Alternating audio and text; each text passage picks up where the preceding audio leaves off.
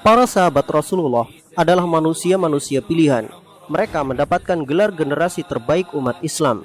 Merekalah contoh paling ideal bagi kaum muslimin untuk berkaca. Orang-orang yang dijamin oleh Rasul sebagai para penghuni surga dan para pejuang agama paling gagah berani di seantero bumi. Para sahabat adalah manusia biasa sama seperti kita. Mereka juga punya kebaikan dan punya keburukan. Dan di antara para sahabat, tidak semua sahabat Rasul adalah ahli agama. Ada juga yang ahli berperang seperti Khalid bin Walid. Jadi, jangan berharap ada hadis yang diriwayatkan oleh Khalid bin Walid, karena beliau adalah ahli perang, bukan ahli hadis.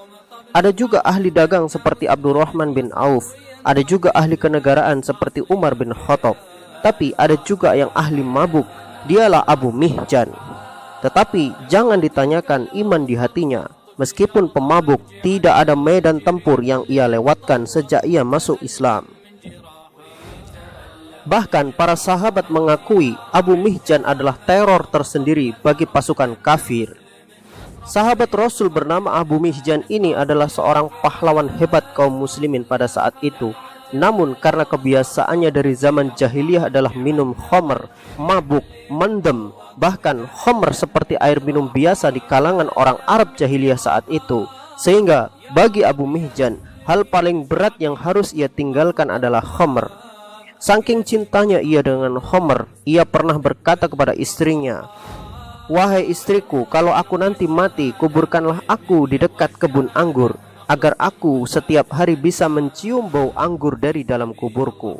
Masya Allah, begitulah cintanya Abu Mihjan kepada khamr. Tentulah sulit bagi ia harus berhenti minum khamr yang sudah ia anggap air minum wajib setiap hari. Mungkin keadaan Abu Mihjan ini mirip dengan pecandu rokok, karena sudah saking kecanduannya sampai perokok-perokok berat itu berkata, "Mending tidak makan daripada tidak rokok. Udut ora udut bongko, udut wae ben cepet bongko." Berbicara soal kehebatan Abu Mihjan di medan perang, tidak ada satupun sahabat Nabi yang meragukan garangnya Abu Mihjan saat di medan perang. Dia mempunyai skill pedang yang hebat dan gerakan yang sengit.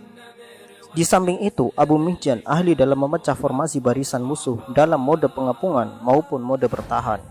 Keahlian Abu Mihjan menunggang kuda juga bukan amatiran. Dia mampu menggabungkan skill pedangnya dan skill mengendarai kuda sehingga musuh sangat sulit untuk menjatuhkan Abu Mihjan. Namun, jika bicara sisi lain dari Abu Mihjan dalam masalah khamr, tidak ada orang yang lebih bandel dari Abu Mihjan. Pada masa kepemimpinan Abu Bakar, Abu Mihjan sering dihukum cambuk 40 kali sebagai hudud karena telah meminum khamr. Perbuatan itu ia lakukan berkali-kali sehingga kaum muslimin sendiri bosan melihat Abu Mihjan lagi dan Abu Mihjan lagi yang mendapatkan hukuman cambuk karena minum khamr. Ketika kepemimpinan Umar bin Khattab radhiyallahu anhu, hukuman bagi peminum khamr ditambah menjadi 60 kali cambukan. Dan tetap saja Abu Mihjan adalah langganan cambuk karena selalu mengulangi minum khamr. Sebenarnya Abu Mihjan telah berusaha untuk meninggalkan khamr, tetapi godaan khamr selalu saja membuatnya melanggar tekadnya sendiri. Bahkan dia telah pergi ke semua medan perang untuk menggapai syahid. Dia berharap dengan syahid Allah akan mengampuni semua dosanya dan dia tidak lagi menyusahkan orang lain karena kebiasaan minum khamrnya. Saat itu pecahlah pertempuran Qadisiyah. Umat Islam yang dipimpin oleh Sa'ad bin Abi Waqqas berangkat menuju Persia untuk menjinakkan negeri penyembah api tersebut. Karena saat itu Abu Mihjan baru saja kedapatan minum khamr, Umar bin Khattab radhiyallahu anhu memerintahkan 2 orang untuk mengirim Abu Mihjan ke suatu daerah untuk dikarantina. Namun di tengah jalan Abu Mihjan berhasil kabur dan menyusul pasukan Sa'ad bin Abi Waqqas menuju medan Qadisiyah. Sesampainya di Qadisiyah, Abu Mihjan meminta kepada Sa'ad bin Abi Waqqas untuk berperang. Dia berharap bisa mendapatkan syahid. Dengan begitu ia tidak lagi akan menyusahkan orang lain karena kebiasaan mabuknya. Sa'ad pun mengizinkan Abu Mihjan berperang.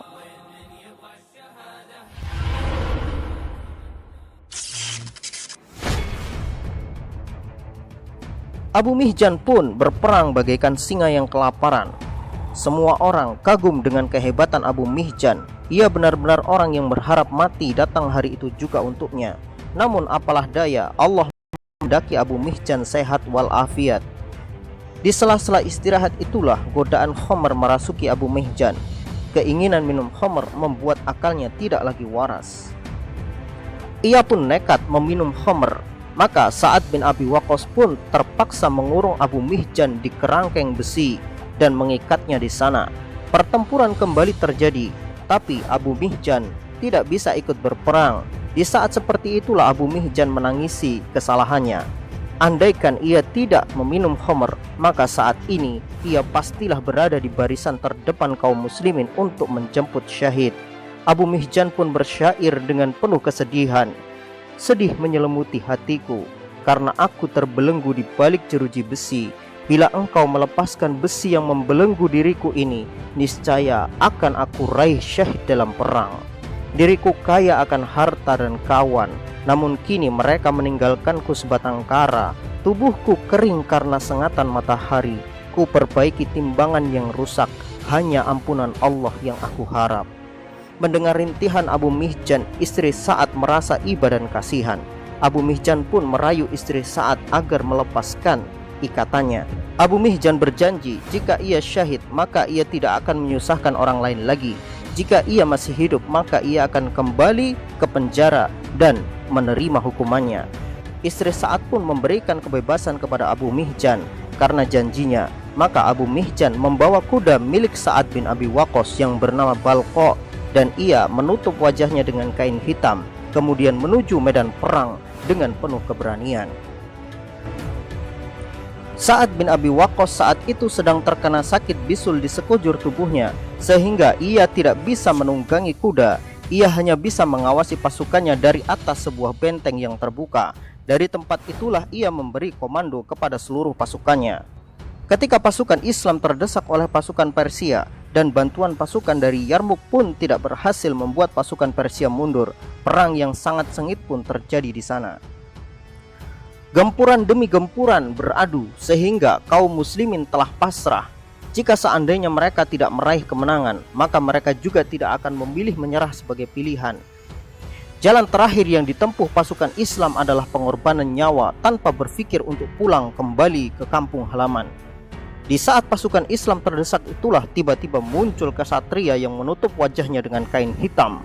Ia datang seperti hantu. Ia menerobos pasukan Persia tanpa takut apapun. Pasukan Persia yang bertahan pun ternyata tidak sanggup menghadapi tebasan pedang kesatria bercadar ini. Barisan mereka berhasil pecah sehingga formasi mereka hancur karena satu orang. Dialah Abu Mihjan. Sa'ad bin Abi Waqqas pun terkagum-kagum dengan sosok pengendara kuda ini. Dia bergumam, kalau aku tidak yakin Abu Mihjan ada di penjara, aku pasti mengatakan dia adalah Abu Mihjan. Dan jika aku tidak yakin si Balqa ada di kandang, aku pasti katakan itu adalah Balqa. Sa'ad bin Abi Waqqas sangat yakin jika itu adalah Abu Mihjan dan kuda itu adalah si Balqa, kuda kesayangannya. Namun ia juga yakin Abu Mihjan ada di penjara dan Balqa ada di kandang. Kesatria bercadar itu pun terus menghantam pasukan Persia tanpa ampun. Dialah penguasa medan tempur saat ini. Seolah pertempuran ini adalah panggung milik untuk menunjukkan betapa hebatnya dia dan betapa rindunya dia dengan kematian. Ia seperti orang yang berusaha menebus semua dosanya dengan berharap kesyahidan sebagai tujuan utamanya. Benar-benar orang yang tidak mengenal rasa takut sama sekali. Pada hari itu pula Allah Subhanahu wa Ta'ala berikan kemenangan bagi kaum muslimin. Seperti janjinya, Abu Mihjan pun kembali ke penjara dan mengikat dirinya. Ia tepati semua janjinya tanpa berpikir untuk lari.